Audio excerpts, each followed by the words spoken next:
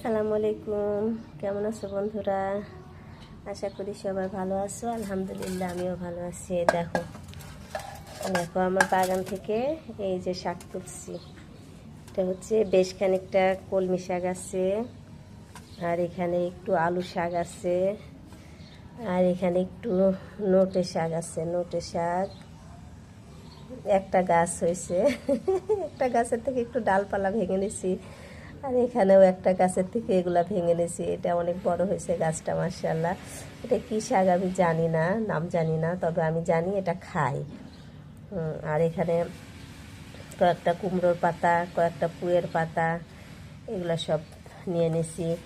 এরপরে এখানে আছে কতগুলা একটু কচুর পাতা, এগুলো তুলে নিছি।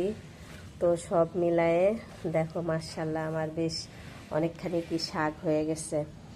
তো নিজের ছাদ নাই, নিজের বাসা নাই, মানুষের বাসায় ভাড়া থেকে বারান্দার মধ্যে এইটুকু এইটুকু যা করি তাই আলহামদুলিল্লাহ অনেক ভালো লাগে আমার।